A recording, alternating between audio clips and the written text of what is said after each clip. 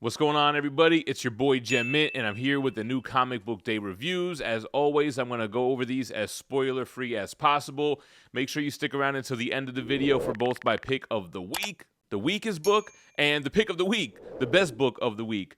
Real quick, I don't know what happened. All of a sudden, my LED stopped working. If anybody's familiar with Govee lights and can help me out, I tried everything to troubleshoot, but I can't get the lights to turn on. And a quick update on the Hulk 181 giveaway. I sent the book off to Courtyard. It should arrive today, actually, Thursday. So as soon as they have it uploaded and placed in their marketplace, I'll do one last video promoting the giveaway, and it'll be another opportunity to enter. If you haven't entered the giveaway yet, check out the last week's new comic book day video, the one that says, "Off the Rack is Dead." And you can also get another entry by commenting on my Instagram reel and my Facebook reel, the same one. So with that out the way, let's start with the DC book. So the first thing we have is the Immortal Legend Batman, issue number 1. This is by Kyle Higgins. He's joined by Matt Groom, Erica Duurso, Dan Mora, Igor Monti, Tamaro Bonvillain, and I guess that's it. So I initially did not enjoy this. I was reading the whole story, and it just kind of felt like Kyle Higgins. It kind of felt like, what if the Bat family were Power Rangers? Or what's the other book? Radiant Black. Well, it does feel very much like that. But at first, I'm like reading this, and I don't understand what's going on. I feel very lost. And at the end, they give an explanation of what's going on here. We're in the 22nd century, and you have essentially humans have conquered interstellar travel. They're able to go to other planets, which has unlocked a new evil, a new threat. The shadow of our universe now is a threat to humans. So they created this Way of the Bat, Way of the Robin, Way of the Nightwing, and it's essentially these heroes that Batman is not just Bruce Wayne. It's kind of passed down generation to generation so that there are these immortal legends, but different people pilot these kind of bat suits, if you will. So kind of interesting. I did like it at the end. I kind of felt like the end of this book should have been the beginning. And then we jumped into this story of Batman and fighting this shadow and who killed this person on some strange planet. So initially I thought this was going to be a one and done, but I think I'll stick around for Immortal Legend Batman. More so looking forward to Matt Fraction's new Batman ongoing that's coming out. And the last one that I read from DC is Absolute Wonder Woman, here with issue 11. This is Kelly Thompson. She's joined by Hayden Sherman, Jordi Belair, Becca Carey, Ash Padilla, and Chris Conroy is the editor. So this is part 4 of 5 on this As My Mother's Made Me storyline, which is nice. I mean, you have Princess Diana. She's stuck in this maze. She's trying to free the Amazon that's trapped within and fighting against Clea. And then it goes back to her past as a child and how she was trained and how she was raised. And you really get a feel of who Wonder Woman is in those flashbacks. And then to the present, how that all kind of comes full circle. I'm loving it. Got a unique art style to it. And Kelly Thompson doing her thing on Wonder Woman. Before we jump into the rest of the physicals, let's jump into the digital books that I read this week. And I didn't read anything indie this week. Nothing that came out from Image or Boom was like a new #1 or a continuing issue of a series that I'm reading ongoing. So it's all superheroes this time around. Bring on the Bad Guys. It wraps up with these 2 issues. So first we're going to talk about the Bring on the Bad Boys. Bad boys, what you gonna do? Bring on the Bad Guys with Dormammu for your Mamu. This is by Pacandel Pina and Arsene Yeaga, Guggenheim, Sta Maria, and Sanchez Almara. So this was a good story. This was about a Sorcerer Supreme back in the day who makes a deal with Dormammu, and then it all ties in with the Sister Sorrow storyline. Her killing victims of Mephisto with a dagger and trapping their soul so she can get to the, what do you call it again? The Soul Forge. I always forget about that. So good story with Dormammu coming full circle at the end, and then it ends with the Mephisto story. So Mephisto, the big planner, the devil of the Marvel Universe, and I keep mentioning Sister Sorrow. This is here, right here. So it all wraps up. Overall, I enjoyed the series. I liked this kind of magic and sorcery and macabre and this whole thing, bringing in Doom and what Doom wants with the Soul Forge.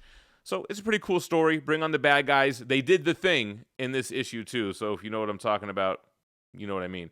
All right, so Imperial Wars got a couple of, what do you call this? Not one-shots. I guess they're one. I don't know if they're one-shots, but tie-ins to the Jonathan Hickman storyline. So 2 of them came out this week, and you've got the Black Panther one by Victor Laval, Jonathan Hickman, and Cafu with David Cruel.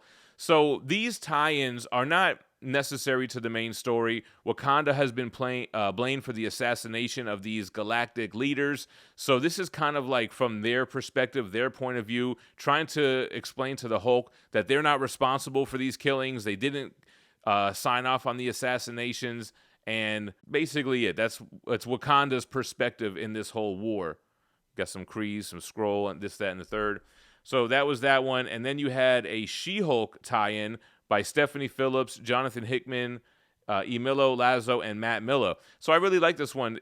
So She-Hulk is holding down the fort in Sakaar while Hulk is out there hunting down the Wakandans, the intergalactic Wakandans. So she's chilling in Sakaar, and while she's there, they have a murder. Some husband that has 5 wives has been murdered, and they're trying to figure out who it was. So definitely didn't feel necessary to the main story. I guess it enhances it, like you're thrown into this world or this event. So what's going on here, there, and there while the main thing is going down. I didn't have high hopes for it, and it didn't really blow me away. But, I mean, I did enjoy reading it. Then we've got The Immortal Thor, issue number 1. This is a beautiful cover by Alex Ross, written by Al Ewing, and he is joined by Ferry and Hollingsworth. So The Immortal Thor is the second arc of a 3-arc storyline that Al Ewing has planned for Thor. So he just wrapped up Immortal Thor, which was a 25-issue series that I missed. I didn't read that. I plan on getting caught up with that in a trade or what have you. This is the second story, and I don't know what the third's going to be. But I figured I could jump into this number 1 and kind of piece together what has happened, which I pretty much did, and the afterword by Al Ewing really helped me out to understand how we got to this place.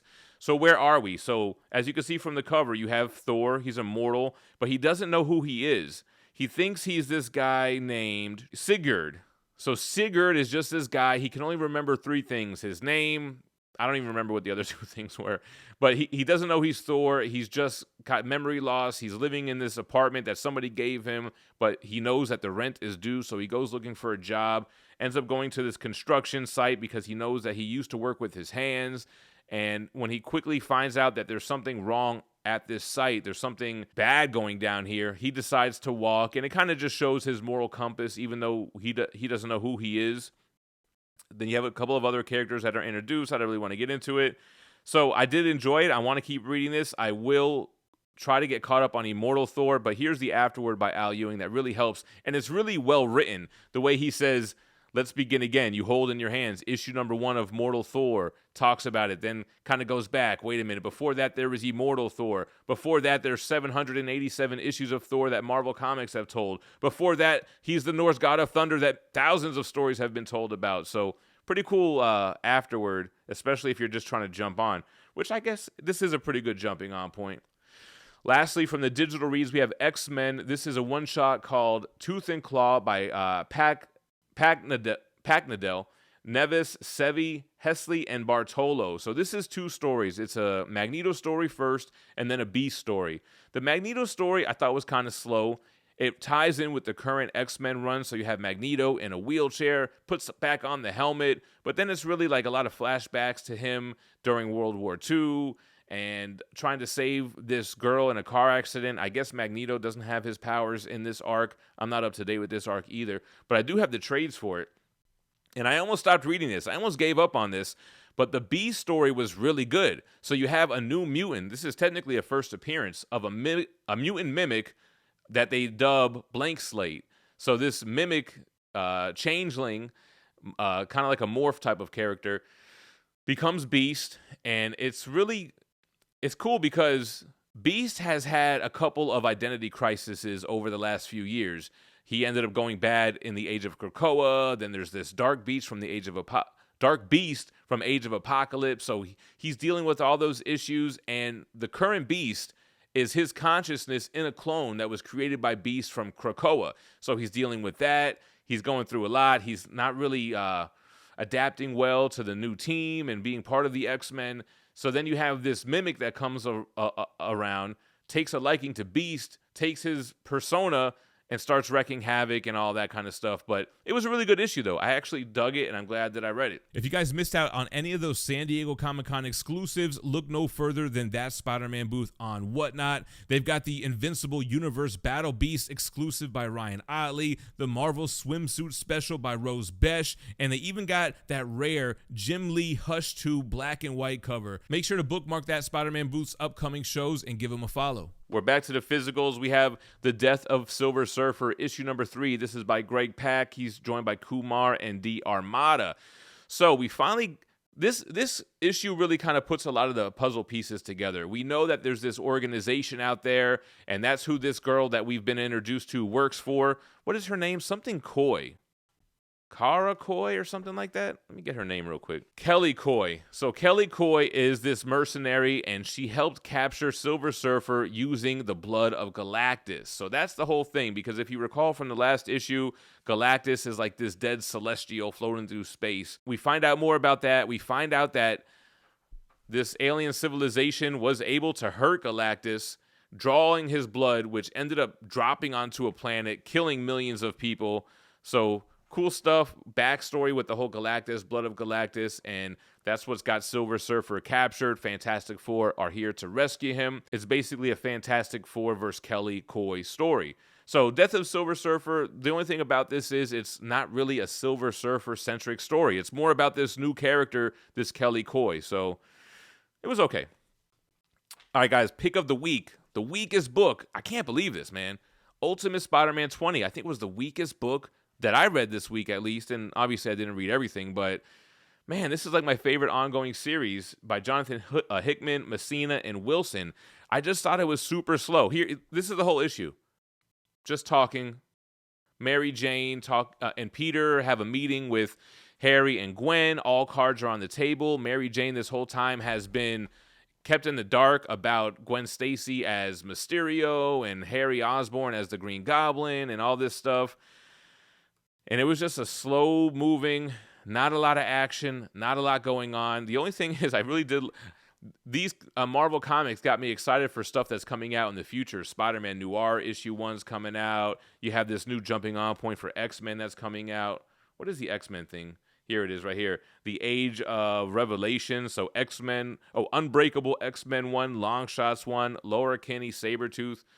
Got me looking forward to that more so than what was going on in this book here. And for the last book, my pick of the week, and the only thing that I have a complaint here is that this is a one-shot, man. I wanted more of Doomed 2099. There might be bias. I love 2099, but this is by Thierry, Alpizar, Diaz, and Dollhouse. So apparently in the pages of One World Under Doom, Doom becomes Emperor Doom, and he becomes the Sorcerer Supreme. So what ramifications does that have in the future? That's what this one shot looks into, because Doom of 2099, we find out what happens when Emperor Doom takes over and takes reign, and what happens in the future because of that. I like this little nod to all the original 2099 characters: Punisher, Ghost Rider, Doom, Spider-Man, Hulk. But what's cool about this issue is that this Doom of 2099, he recruits a different team to come to the present time to try to take down Emperor Doom. So he gets Cosmic Ghost Rider, he gets Maestro, Bishop, who else does he have? Deathlock, Old Man Logan, and Phoenix. So he recruits this like time-traveling futuristic team to try to combat Emperor Doom. I loved it. I love the artwork was great in this, and I just like this idea. It really makes me want to get caught up on this One World Under Doom. So on the back here, it kind of shows, yeah, One World Under Doom issue 6 is what they're promoting next. And the other books that kind of tie in with this, I guess, Doctor Strange of Asgard, Red Hulk 6, Superior Avengers, Runaways, Doom's Division, and then Gods, One World Under Doom. I'm going to have to get caught up in those with trades, man. But that's the new Comic Book Day video this week, man. Let me know what you thought about him in the comments down below. And as always, I appreciate y'all watching. Stay minty fresh. Peace.